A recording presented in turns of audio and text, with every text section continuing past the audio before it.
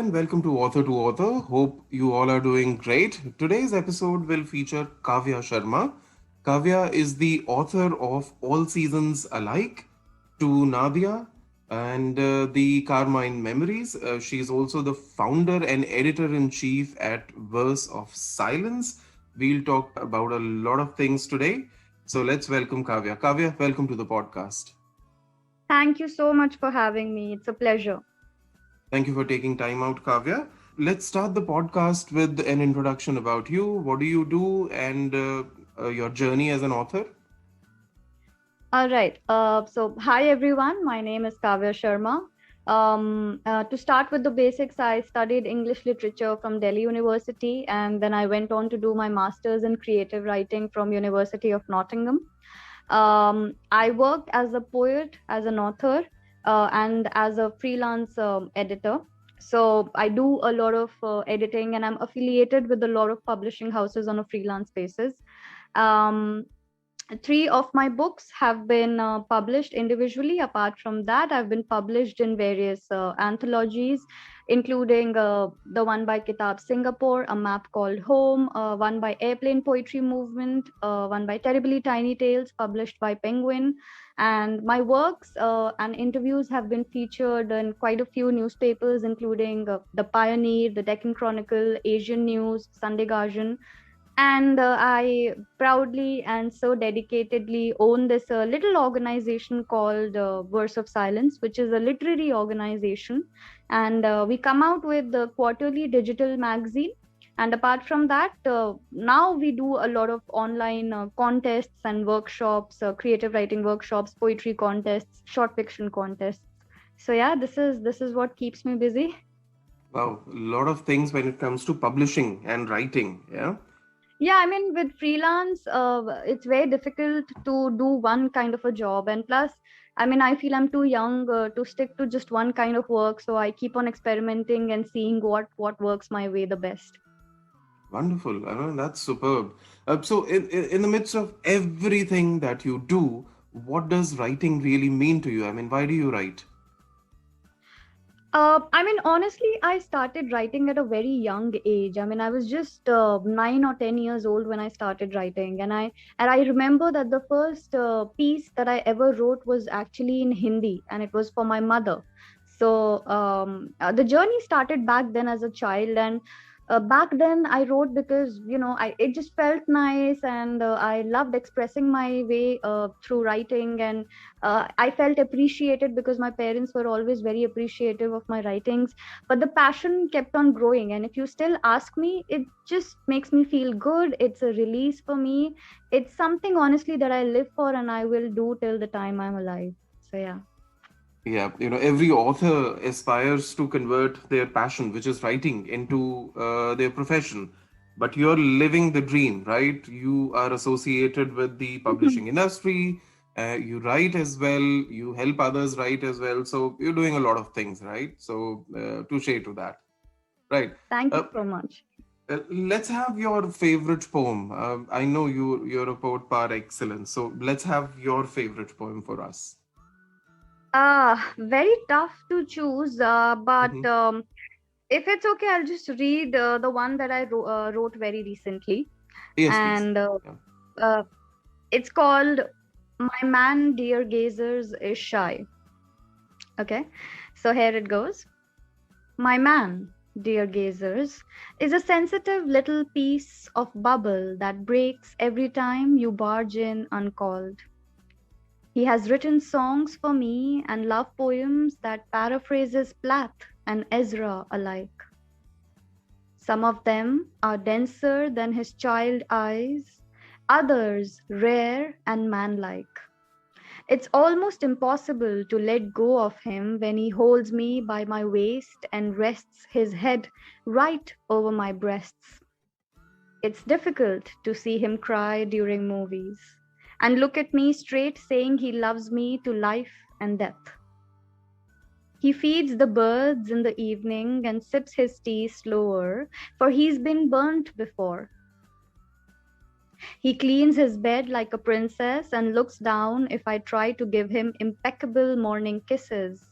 He lets me touch his hair and waits at the dinner table, heating the leftovers again and again till there is enough warmth for the both of us.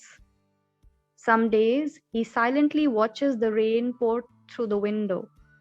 Some days he comes out of the shower wrapped in my towel. Sometimes he just sits and stares till he feels attended to. Some days he's stretching the fights till he make no sense. My man, dear gazers, is shy, but every time he looks into my eyes, I realize I've never seen a man enough. Thank you. Right. So, what's his reaction to this poem?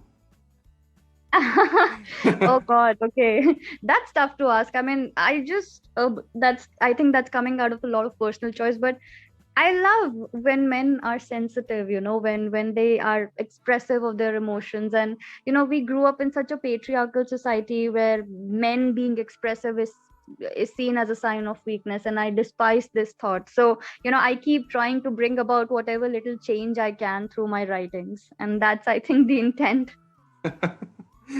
All right. Tell us something about All Seasons Alike.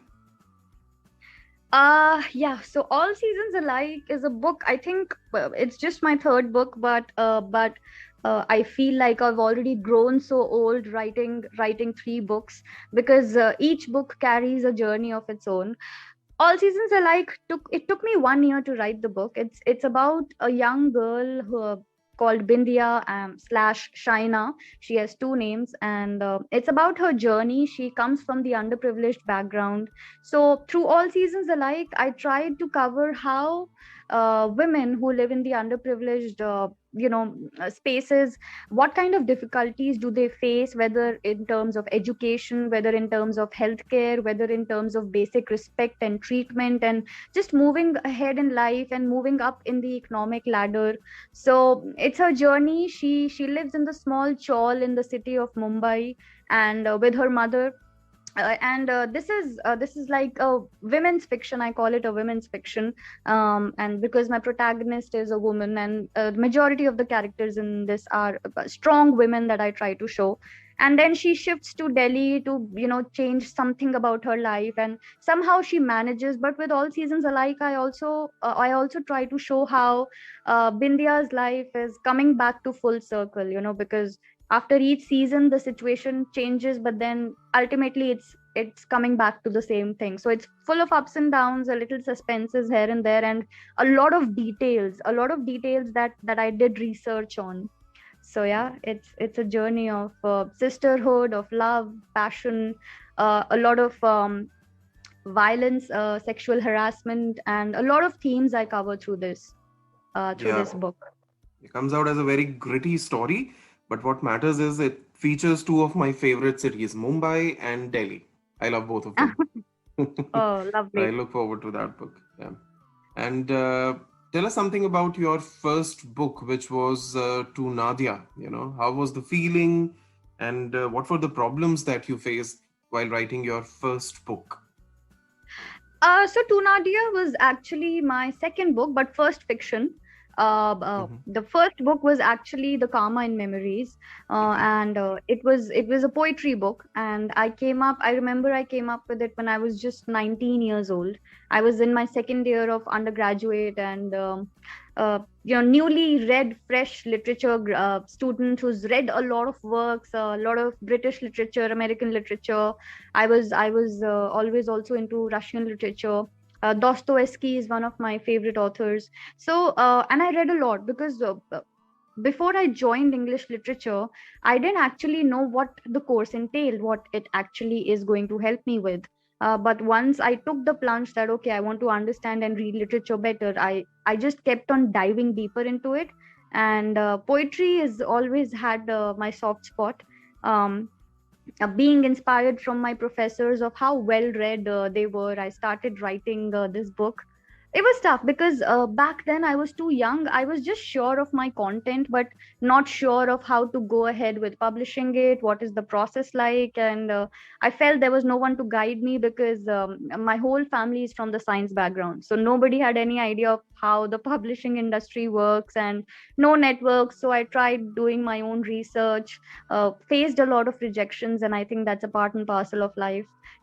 Finally managed to get published, but it's a beautiful feeling. I think with each book that you come out, it's always a beautiful feeling.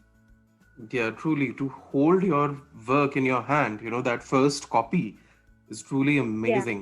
Yeah.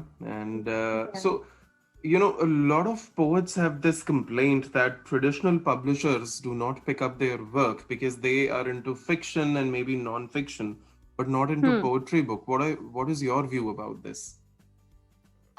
See, because I am a part of this industry through both the ways. I work as an author poet as well.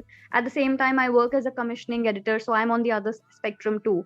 Uh, yes, it is true that publishers usually prefer publishing fiction because, see, they will look at the creative aspect, but they will also look at the business aspect of the book. Because they want to earn out of it and they want to sell out of it.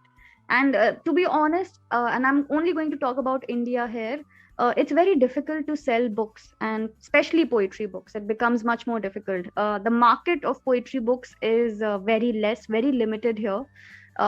Plus, poetry books turn out to be more expensive than fiction books. So, yes, in terms of profitability, publishers do prefer fiction, and it's sad. And I think that's where things like literary magazines come into play. So that is how, if you want to get that poem published or that story published, you can approach literary magazines. But I still feel that, because I personally, if you ask me, I'm more of a poet than a fiction author. So I would love if we can create a better space for publishing poetry. But I think we are Mhm. still far behind. Yeah, and I think the audience for poetry is also very limited, right? So that also narrows down the business opportunities for the traditional publishers. But I think self-publishing is there. Any author can, choose a Yeah, yeah. self-publishing platform, yeah, have their budget Of in course, place and do that. self-publishing is there, but then there is also this taboo attached to self-publishing, that okay, maybe the book was not good enough, that is why the author chose to get it published on their own and not through a publisher. Maybe it did not get accepted anywhere. Plus, in terms of poetry, there is always this expectation that okay, poetry is meant to be served for free. So there are platforms like Instagram or Facebook or maybe YouTube or any other writing apps where so many people share their poetry for free. So Yeah, why yeah, why would anyone purchase poetry books? So that's yeah. also another thing that plays a role here. Yeah, with digital media moving ahead, I think digital media taking the lead, we've got so many options. Earlier there was a time when people used to run after traditional publishers because online publishing was not there. I'm talking about 20 years ago, 25 years ago. But now Yeah, it's totally different. Now you've got different ways. Just need to find the way to showcase your talent, and somebody is going to absolutely. notice it. Yeah, definitely. Yeah, yeah. All right. Let's talk about your writing process. What is the most difficult part of your writing process? uh I think for me personally, difficult part is, I think, writing dialogues. Somehow I'm just never satisfied with writing the kind of dialogues I want to, or maybe bringing out the conversational aspect in my writing, but even if it's poetry or even whether it's fiction, because that has to be the aspect which has to come naturally. So putting myself there, and then creating conversation between characters in my writing pieces is, I think, the toughest for me. uh, but yeah, there are other things that make me happy, so I kind of make peace with it somehow. Right. So, in terms of the storytelling process, what comes to you first, the plot or the characters? Oh, the characters, absolutely. The first few things that come to my mind is, I don't know why titles come to me first. I'm already ready with my book titles. That's the first thing that comes to my mind. With all the three books, I was all set with my titles. Even with whatever poems I share on my social media platforms, I know the titles before I begin my pieces. Secondly, characters in terms of fiction, yes. And I love giving them characteristics, whether internal or external. How do they look? How do they talk? How do they behave? What are their personal stories? So yes, subplots also come, but plot I think comes at a much later stage to me. Yeah, something that is, I'll call it reverse engineering for you. You come up with the title first. Most authors come up with stories, characters, and then they have a hard time Yeah. picking up the Yeah. character, picking up the title. I'm sorry. So, how do you come up with the title? What's the logic behind each title? You've got three books, yeah? Tell us something about that. Yeah, I don't know. I don't know whether to call myself lucky that way or not, because I know so many people face issues when it comes to coming up with titles. I think that's the most difficult thing for them. Personally, for me, I think, and I don't know whether it might sound shallow, I actually base my stories around my titles, you know. So, whatever titles I keep, they are majorly based on the themes of the book, you know. For example, or maybe a character of the book, which is a very important, which is, or who is bringing out an important theme in the book. So the Carmine Memories is because it was a poetry book. I had to keep a very poetic name. I had to come up with it, and I had this word Carmine in my head because I was using it a lot, so I had to, so something just clicked in me, and then I came up with the Carmine Memories with Nadia is the name of the character in my novel, and the whole novel is revolves around Nadia, so that was pretty easy for me. With All Seasons Alike, I wanted to bring out the theme and the life story of this character, where her story in each season doesn't really differ much. I mean, she suffers the same consequences with each passing season, and it's all the same for her. That is why All Seasons Alike. So I don't know, just somehow whenever I start working on my book projects, I think of the titles first, because, and I start out with the easy zone, because then I feel okay, I'm in the flow, because titles, I can sit down, I can note down 4 5 title options, and I select one, and then I'm like, okay, I'm on a go, I'm in that zone now, so I can finally start writing. Yeah, truly amazing. Title is something that is the center point of the book. That is the first thing people notice. After that, the Yeah. cover page, and of course, then they open it. But then, yeah, you've got pretty unique titles, and they're quite eye-catching. And the fact that you can come up with them easily in the beginning, that's an amazing thing, right? Thank So, you. you've been part of the publishing industry, and you're also a published author. But let's talk about author Kavya, right? What Hmm. is your favorite? And put yourself in the author's shoes as of now. Forget that you're a editor in chief as well, and you're also a founder.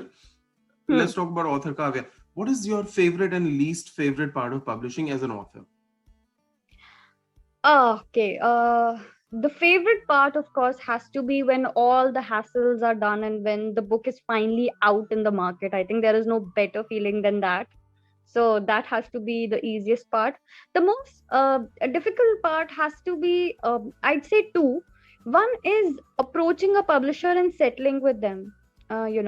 Approaching a publisher is tough because it's very difficult to make certain publishing houses understand the kind of work you want to come up with.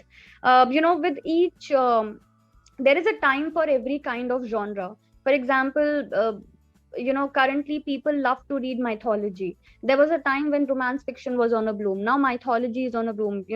And then because with young authors coming up with amazing mythological books, so there is a more market for such books. And then in such kind of markets, if you try to come out with a different genre, with a very, with a, you know less approached genre, publishing houses are not really willing to publish such kind of work. So the convincing them, whether through plot, whether through, okay, you already being a little established, so that they can trust that, okay, she has some following, she can sell some copies, so let's try our hands. Creating that baseline for yourself, I think, is the toughest part. Then of course the creative differences you can have with the editor, because the editor might have a third person perspective, and she might read the book as a reader, but you always read it as someone who has written it, and as someone who's well thought of while writing the book. So I think the creative difference with the editor, and finally being able to make your publishers understand that why are you coming up with a book like this. So yeah, these are the two difficult parts. I think writing a book is like a child's drawing. Only the parents can appreciate the drawing. Everybody else is looking at it. What the hell is this? right? Yeah, absolutely. I mean, that's a very good example and a very, very good way to put it. Yeah. Right, truly, that's the most difficult part of writing process, or rather the publishing process, convincing the publishers. Right. So, you've been part of both the traditional and self-publishing industry, right? So, self-publishing industry is mostly, understood. It's very easy concept. People know about it. But there are many apprehensions and myths around traditional publishing.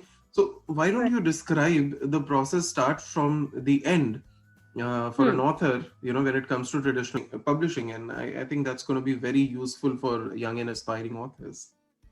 Right. So, and I would love to talk about this because when even before I entered the industry or when I was very new to this, I also had a very vague idea of what traditional publishing is, or how does it actually work. But coming to think of it, I'd like to bust this myth around traditional publishing. Honestly, if you ask in today's times, there is nothing called as traditional publishing. I mean, it does not really exist.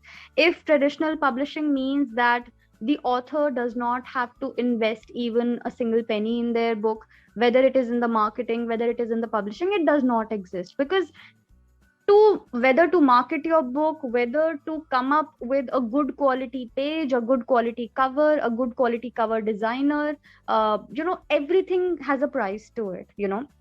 And why should the publishing house be incurring all the costs when you're the one who's written it, when you're the one who's going to promote it, when you're the one who's going to get good royalties out of it also, right? So I'm going to bust this and tell that every author, how big or small, if they are coming up with their books and if they're really passionate about it, they are investing some bit or the other in their books. They are investing money in their books. So it happens with self-publishing also. It happens with traditional publishing also. The only difference would be the traditional process, or something that is the closest to traditional publishing in today's time is you approach a publisher, they like your manuscript, they will not take any money from you for publishing it because they know that you will sell, you've written a good book. They will do everything on their sort, but then they'll be like, okay, so I will buy back 100 200 copies of my book because I know I can individually sell those copies, but those copies would be given to me at a discounted price. So for example, if the market price of my book is 200, the publishers would be giving me 200 copies of my book at say rupees 150, at a discounted price, or at say 120 or 170, depending from publishing house to publishing house. But the advantage of this is that I will manage to sell those copies through various events or various other ways, through book reviews or any other way, and earn back through it. So whatever little money I've invested in buying back those copies, I will eventually earn more through it. This is the technique that usually people apply in their publishing journey, but very few people tend to understand. The biggest question is, why would a publishing house want to invest money into your book? How do you guarantee that you can sell a certain number of copies? Being a part of the industry, I've seen, I have edited such good books, but those good books are not known to people because they are not marketed well, because enough money is not invested in their marketing. And the averages people don't even manage to sell 50 60 copies of their book in 1 year. That's how low it is. So that is why very few people or very few authors come out in the open. And Savi Sharma has openly said that she has invested money in her book, and a lot of other authors have done it. Even Stuti Changle has said it. These are all famous Indian authors who sell well now, and they've openly said that yes, we have invested money in our books. So I think that is the myth that I'd like to bust today about traditional publishing. Truly, I think any good businessman would invest into a good project. Why would they invest into every project that comes their way? They'll value it, or rather evaluate it and see if there is a business sense in that story or not. I think Absolutely. that's a decision that we leave on the publishing houses. But I think, there is something that I've always told self-publishing authors: do not get disheartened if your manuscript is not getting picked. When there are 50 books on the table, right, it hardly matters if it's a traditional published book or a self-published book. What matters is how attractive the name is, how good the cover page is, Yes. how good the book blurb is. When a person picks up the book, they're not going to read the full book. They'll probably flip through it, move Yes. towards the back page, read the book blurb. So how attractive is that? How eye-catching is that? It all depends upon that. And finally, it's about the marketing. It's about the branding that you've done. There are so many, Absolutely. yeah, there are so many People. self-published books and authors, Yeah. which I can name, but that's going to be biased on my part. Yeah, yeah, But I yeah, know, there are a I lot of know, them. because and I can tell you that there is, of course, there is some bit of hypocrisy also in the industry, wherein a lot of people present themselves as traditional authors, but they're actually not traditional authors, because traditional does not exist. Everyone is investing either in the marketing of their book or in the selling of their book, or some way or the other. Everyone is doing it, and I say that very boldly because now, being in the industry for 3 4 years, I understand it so well. So Truly. but yes, people tend to avoid these little aspects of working on their blurb, working on their titles, working on their acknowledgements, on their covers. But these are equally important aspects to attract the audience. When someone is picking up a book, let's say through a bookstore or even through digitally, they're going to read the blurb, they're going to see the book cover, they're going to see the title, or maybe a Yeah. little snippet from your book. So one has to work on that as well. That's Right. something that every aspiring author needs to understand. Everything costs money. Marketing costs money, book Absolutely. tours, book reading sessions that Savi Sharma is doing. Somebody is paying for it. It's not free. Yeah. Yeah, no And restaurant even would tell putting you.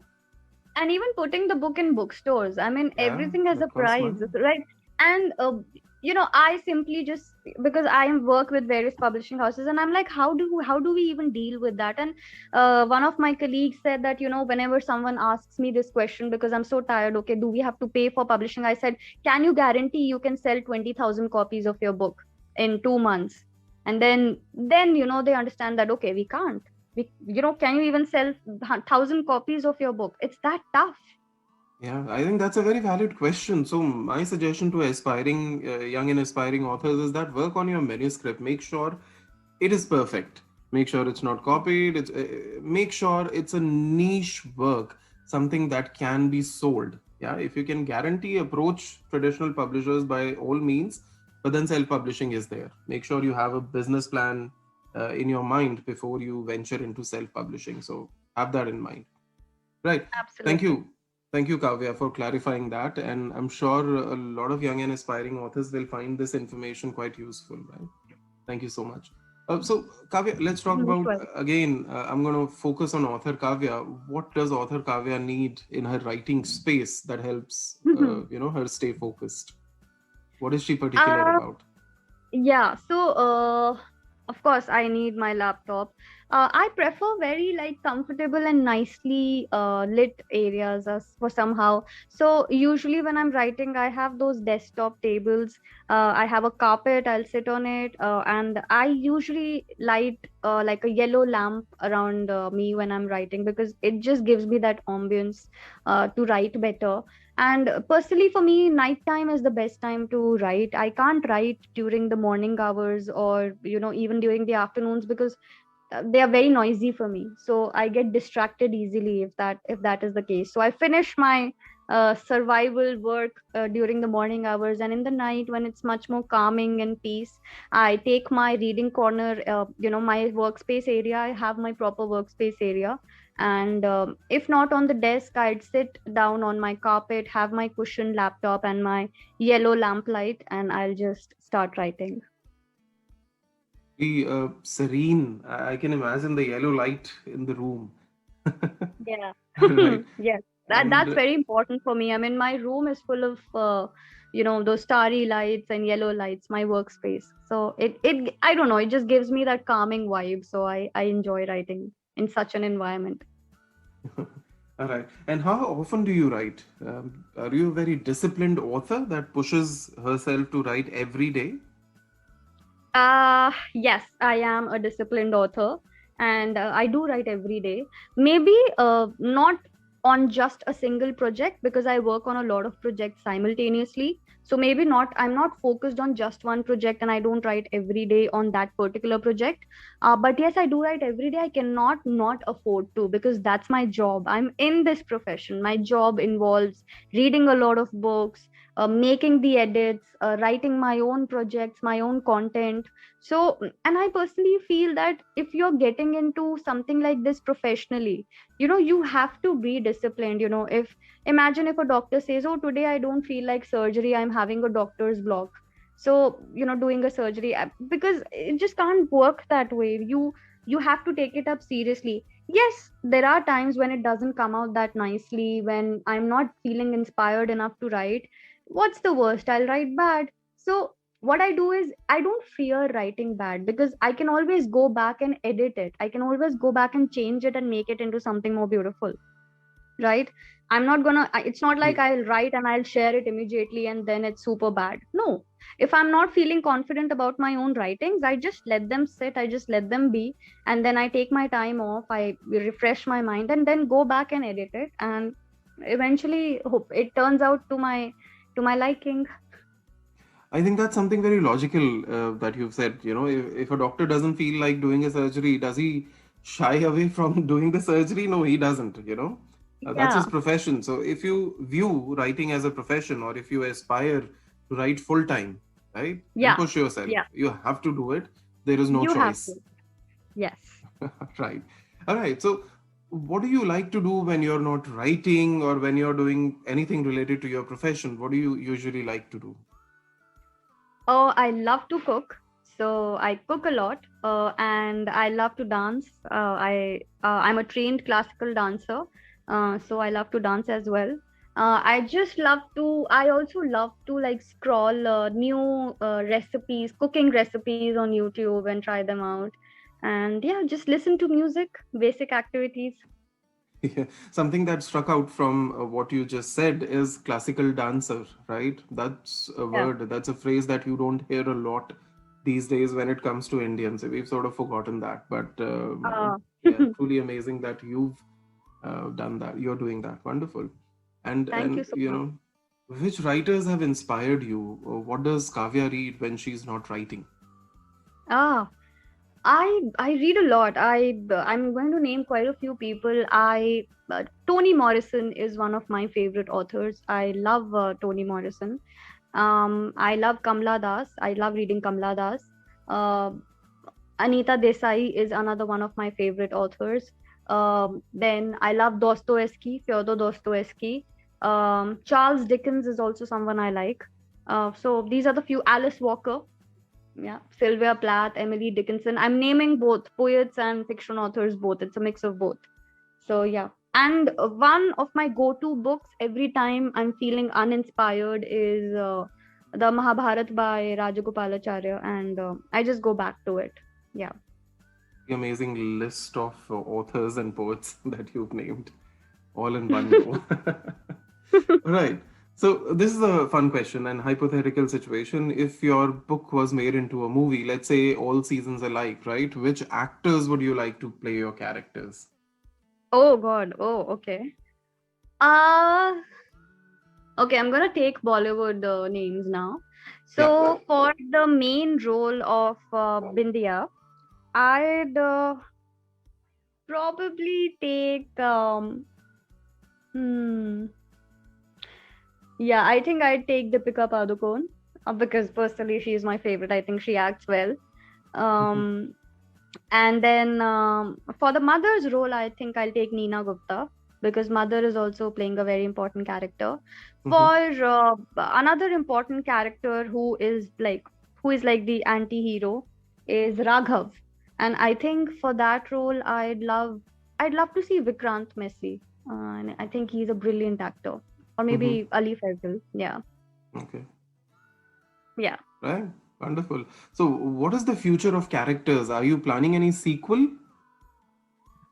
I don't know why people honestly have got that a lot for all seasons alike, because I end the book on a very abrupt note. I don't give a very definitive ending to the book. So Yeah. a lot of readers did ask me that, okay, we are assuming you're coming out with a sequel. That's why you just gave an ending like this. But honestly, there is no such plan as of now. But Coming to think of it, I'm actually getting ideas now that so many people have asked me about this. Maybe I might even come out with a sequel, but uh, as of now, no ideas. When I started writing it, or even when I finished it, there was no intention of coming out with a sequel. Okay, right. That's perfectly natural for authors not to decide on coming up with a sequel, staying away Yeah. from the trend. Yeah, No, that's yeah. okay. Yeah, yeah. Right. So, tell us something about your future projects. I am currently actually editing two books. I am working on a few workshops that I'm going to take for my organization versus silence. So structuring them, planning them. Apart from that, I'm working on my poetry book now, doing that as well. And yes, I teach creative writing for this organization called the Climbers, My Captain. So I'm currently taking a month-long novel writing batch with them. So yeah, these are the few projects going on. Wonderful. So, tell the listeners how they can follow you, or your upcoming projects, and where can they find your books. Yeah, so the most easy platform to find me on is Instagram. I think the most active there. So my Instagram handle is @_Kavya Sharma. You can find me there. I share my poetry, stories, future projects, any publications there. You can also find me on YouTube. I share my poetry readings there as well. The channel's name is Kavya Sharma. I just started out honestly 2 months back. This is something that I recently started out and I'm enjoying it quite a lot. So yeah, you can find me there. Wonderful. I look forward to future projects from you. So, all the best for that. And Thank you so now, much. right now, this is a very important question. What is your message for young and aspiring authors from the point of view of editor? So, this has got two parts. Firstly, let's talk about the editor, Kavya. What is your Hmm. message for young and aspiring authors? As an editor, I would say do not ignore the basics, because in your attempt to focus on the content, people often make a lot of mistakes in terms of grammar, punctuation, and spellings, and repetition of a certain words. And I think these are the things that you shouldn't be ignoring. I think every author should go through a process of self edit first, so that you can correct these basic things, so that the editor can actually focus on bigger aspects like plot or setting or characters or point of view. And another important advice would be people often tend to make mistake in terms of tense. Suddenly the tense changes from past to present and future. So the tense is where a lot of first time authors make mistakes. So I think be careful of that. Great. And what's your message to young and aspiring authors from the point of view of author Kavya? Okay, from point of view of author Kavya, the best advice I can give you is don't be overcritical of your own writings. Until and unless you learn to fall in love with your writings, you can't expect others to fall in love with it, because that love, that compassion, that passion, that strength should reflect through your writing. So once you've given it your best, feel confident and just let the readers decide. Right. I think that's quite meaningful. You need to be your first fan. So Yeah, absolutely. even before your book releases, you have to be your own fan. You have to love your own work, like your own Absolutely. baby. Otherwise, people are not going to love. It's as good as saying that if you're not confident, how can people have confidence in you? So, Absolutely. firstly, have confidence in your work. Truly amazing, Yeah. Kavya. I'm sure the discussion that we've had will be quite useful. The tips you've shared as an editor and as an author, uh, I'm sure are going to be really helpful for young and aspiring authors. Thank you so much for taking time out for this wonderful conversation, Kavya. Thank you so much for having me, Jasveer. It was such a wonderful experience, and thank you for being such a good host. Right. Thank you, Kavya. So, guys, that was author Kavya for you. You can follow her on Instagram, LinkedIn, and her work is available on Amazon and Amazon Kindle. Thank you so much for taking time out to listen to us. I'll be back with another episode shortly. Till that time, take care and have a great day. Thank you.